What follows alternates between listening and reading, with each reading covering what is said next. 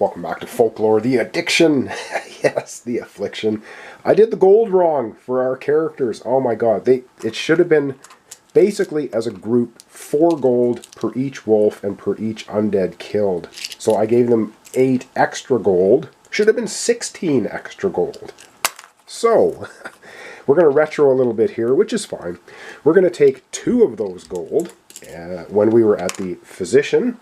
And we're going to add 2 more health for Stitches to our Arcanist. 22. Now she can go to 22 because she's got the farmer giving her +1 Vita. Because her Vita right now is 21. So there we go. That leaves us with 2, 4, 6 extra gold. And you know what we would have done with that? We would have spent 5 of it to buy some bandages. Because we knew we were going into hostile territory. Where did I put my bandage tokens? Of course I can't find. Oh, there they are. And of course, the one who's going to be in front getting beat on the most, so we're going to give the bandages to Madmartigan, leaving us 1 gold in our in our coin purse. And that's all we have. All right. Oh boy, lots to keep track of. Lots of house ruling, lots of vague things, but you know what? It's actually pretty fun. Okay, we got a werewolf down to 2 health. We have one of these crazy night stalkers in the back row at 18 health. And we are carrying on.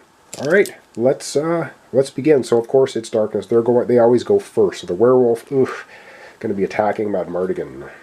Alrighty, the werewolf is coming at him, and we're playing dusk level +4. Ooh, +4 to hit. Well, let's see what he gets. Roll it up. Hope he gets whiff. 54. Are you freaking kidding me? And I think our defense total, even with our soldier helping us, giving us +5 defense, is a measly 40. What is it? 39 and 5, 44. So yeah. And of course, he rolls the 0, which is hungry like the wolf. Oh, great. That's just fantastic. What does it say? The werewolf spreads its taint into your bloodstream. Lose 6 Vita. Oh my good lord. 6! We're down to 9 health. Just from wow. And we need to make a lycanthropic roll. So he's going to try to turn us into a werewolf? Oh my good lord. Where is that? Negative affliction. Where's lycanthropy? There it is. Occult is resistance. Oh great. We don't have occult. So it's a straight up roll for Madmartigan. Oh my god. So he took his 6 nasty damage, and now he has to roll above. He needs a 6+ to not turn into a werewolf. Come on, Madmartigan, gets a 5. But he has a boon.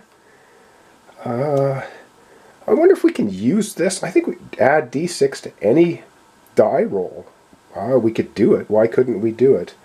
Or, you know what, we're going to use this boon, which is reroll failed skill check. He's blowing that boon, which he had. Come on, we need a 6+. He gets an 8. He does not turn into a werewolf. He's a madman, not a werewolf. Cool. All right.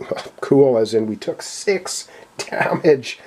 Oh my god. This guy can't do anything. Now, I'm not playing the game where the werewolf could hit him and then move back and this guy could come in and hit him. I mean, come on. No, the werewolf's just snarling and snapping and trying to get at Madmartigan, which he did a pretty good job of. Now, this guy can't do anything. He can't, well, he can move through this model, but he can't squeeze diagonally across the wall here. So he's stuck where he is. Over to our turn. All right, we have our Arcanist with her Dark Aura. She's going to go 1-2, doing her little jig there. And yes, I forgot to give Madmartigan a damage, which I have to do here in a second. So we're down to 1 health, I believe. 1 health for the werewolf. Great. And yes, we have, she is possessed, so she would have smacked Madmartigan right at the start for 1. Oof, nasty. All right, Madmartigan.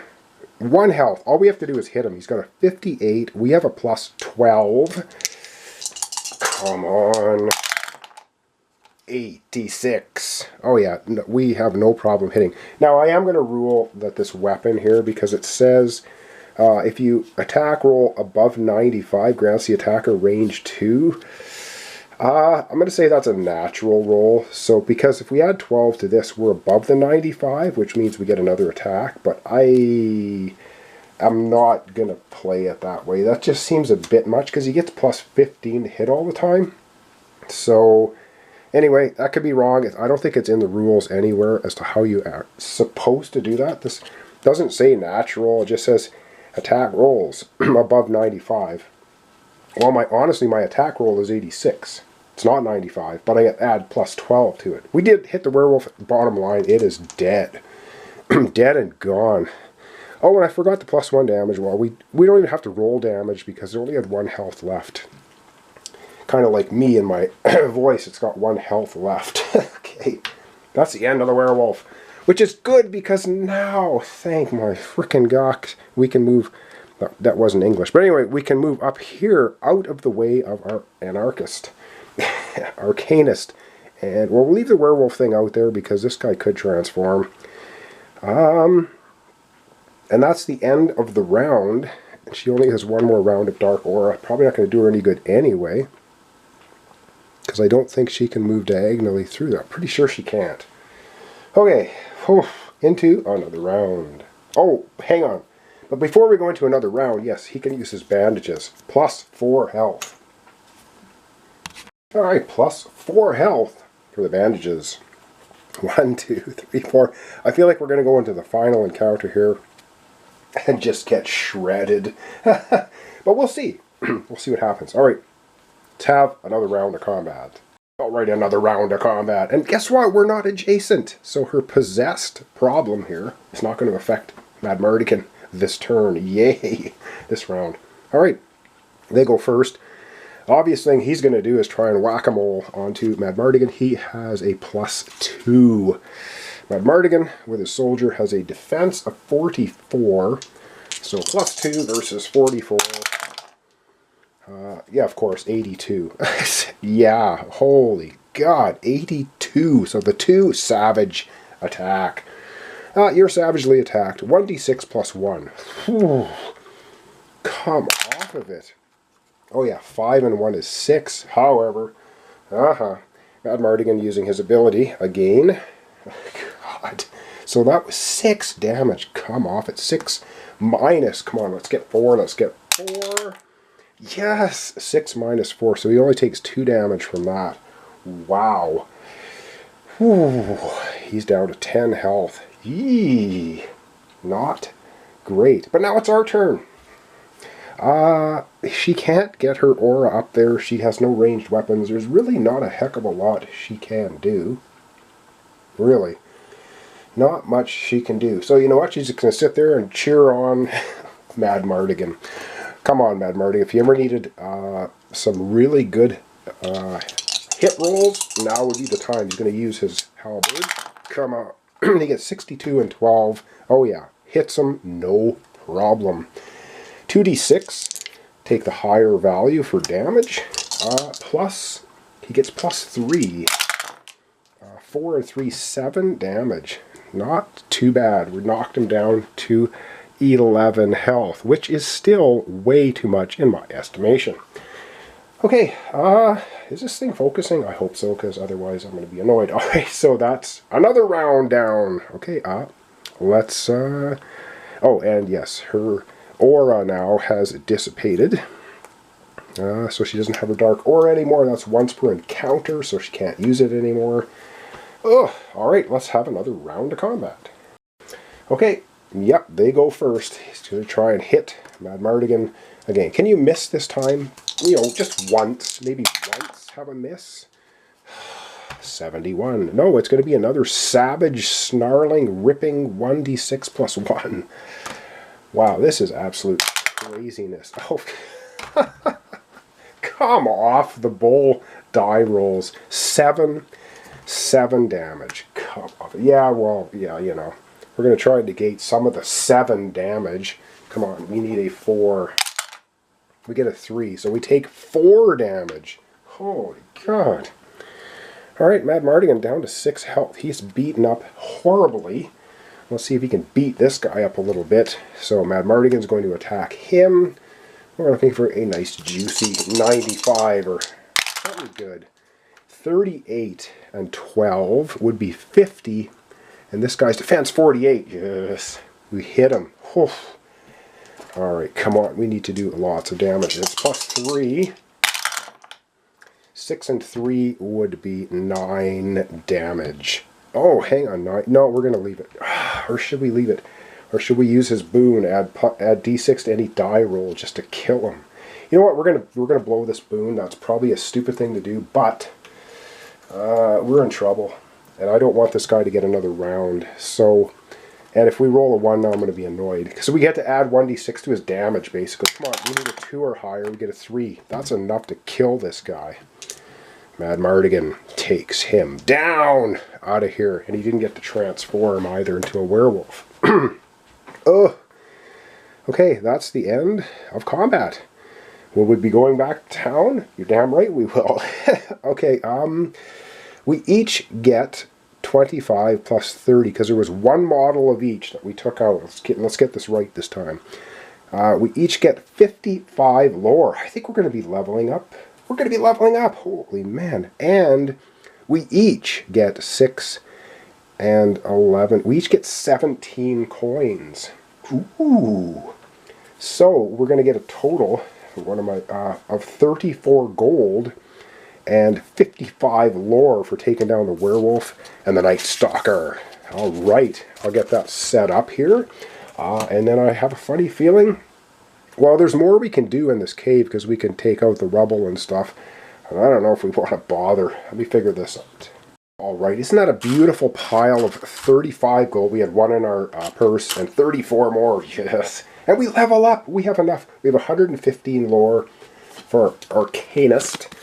And so at 100 lore, you can level up. Gain +1 any skill. Forget that. We're going to do +2 Vita. And my voice is dying. But anyway, we'll carry on. So +2 max Vita. So she can go to 24 now. 1 for the farmer. And 2 for this boost. Mad Mardigan, you know what? He's doing the same thing. +2 max Vita. Forget the skill. So that's going to boost him up to 8. And yes, we're going to go back to town. Alright, we have 35 gold and we're on our way to Austerlink. And yes, we're going cross-country. And can we go to town? Yes, we can. Because I say we can. We can play the game the way you want. It only makes sense. We're beaten up so bad as if we're just going to rush right into the next encounter. No, we're not. We're going to go back to town. Alright, so we're going to move here. So we're going to go from night to day over to Mad Mardigan.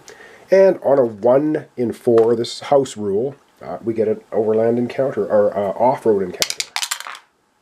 And we roll a 3. So we do not get an encounter. And then we, next nighttime, over to our Arcanist, and we end up in Austerlink with 35 gold. Now, unfortunately, we have 30 gold we can pay to get rid of Possessed, but we cannot go to the chapel, because the only thing available in Austerlink in the first story here, story 1, is the physician and the gypsies. The gypsies can get rid of lycanthropy and stuff like that, but they cannot get rid of Possessed, unfortunately for us. So we go to the physician. We're going to do a lot of healing, obviously, because we need it. And we're probably going to buy some bandages. So we're at 8 health for Mad Mardigan, and he gets to heal for every 1 gold spent. He can heal 2 for stitches. So let's just do this quick. He's going to spend 5 gold and go ahead and heal 10 right off the bat. So up to 18. And his maximum Vita now is 25. So if he spends another 3 gold, actually if he spends another 4 gold, he'll go right to max Vita. So let's go ahead and do that, which gets him to 24. Because, yeah, we want to go back. Nothing you can do with PowerPoints, though. There's nowhere to boost them with gold. So, unfortunately, we have to live with that. All right, we have him to full health. Now let's go over to our Arcanist. All right, and we have 25 gold remaining, which means we are going to buy 5 bandages. And you're thinking, wait a second, you can't do that, because it says here on the physician, bandages gain a bandage item token once per visit. You know what I say to that? Bull. You can buy as many as you like if you got the gold for it. So we're going to buy 5 of them. Again, make your own rules. It makes sense. You're at the physician. They're like, nope, I'm only giving you 1 bandage. Even though I've got a shelf full of them here, you can't have any more than that. Why? What is the point? So we're going to have 5. We're going to give 2 to our Arcanist, and we are going to give the other 3 to Mad Mardigan. Alright, back we go to traveling back to Nurian's Hollow. Alright, let's make our way back to Nurian's Hollow. So, token's going to flip to the day side when you leave town. It's going to go over to Mad Mardigan.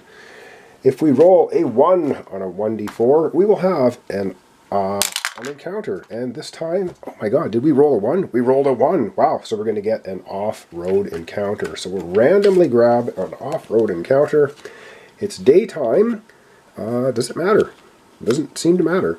We passed through an old cemetery. Oh great, on our journey there were mounds of freshly unearthed dirt next to some headstones were the dead stirring. Choice 1, take a closer look. If the dead have risen, they must be swiftly dealt with. Or choice 2, leave this place quietly in hopes the undead will not detect you. Yeah, we're trying to go back to Nurian's Hall. We're going to leave quietly. We begin to leave, but notice several lurching figures approaching. The dead have risen and are coming for us. All characters must pass Trickery 5. Really? Trickery 5. Well, our Arcanist gets +1. So let's see what she gets. She gets a 4 plus 1 is 5. She got +1 because of the dove.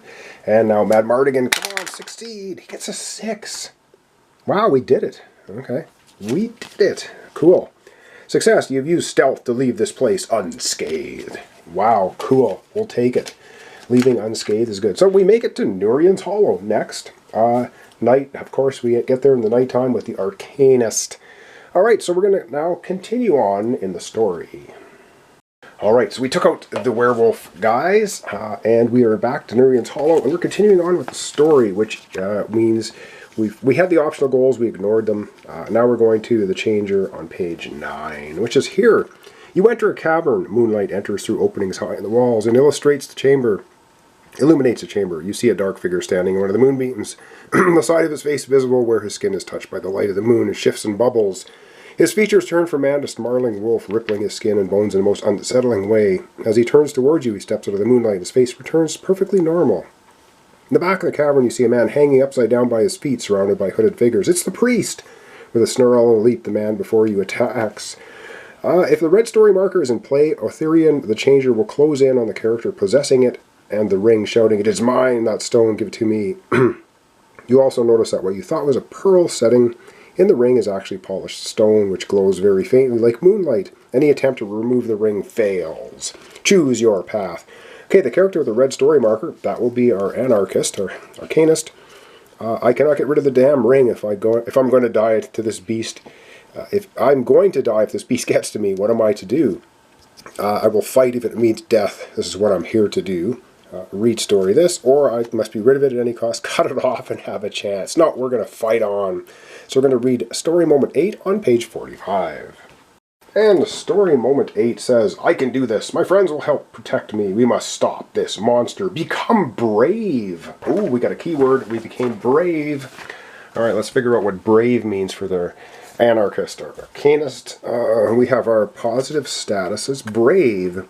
Your bravery transcends that of normal folk. Gain +1 nerve and +1 damage, allowing you to more easily purge the darkness from the world. Cool! So she gets +1 nerve and +1 damage. Yes, love it. I'm going to mark that all down. We'll come right back. Alright, so let's continue on here. So our primary goals, defeat Otherian the Changer and his priest. See Affliction encounter dialog box. After the encounter, immediately read this. Optional goal, save the priest from his confinement before he dies completing this map skill check. You have only 6 rounds. Map skill check, trickery 6. Okay, this is what we need to do. And we're going to take a quick look at the map setup, which is right here. The map setup. So I'm going to get this set up, and we are going to leave it off there for today. Alright, I thought I was going to read the intro and look at all these cards and get everything set up at the end of this video, but my voice is just not going to handle reading a big paragraph of text and a bunch of stuff here. So, I'm going to leave it here. When we come back next time, hopefully I will be recovered a little bit more. We'll go into the in-depth on the Moon Priest, the Otherian, this great big nasty dude that's on the board, and get into the details of our situation. So thanks so much for watching along. Thanks for your comments, subscriptions, likes. This is Folklore, the Affliction. And we're doing story 1. This is, I believe, the culmination of story 1. We are now up against the giant werewolf dude, a couple of moon priests, and we'll get into the details tomorrow. I hope tomorrow. Might be it might be a day after. I'm not sure. So thanks so much. Thanks for watching along, and hope to see you then.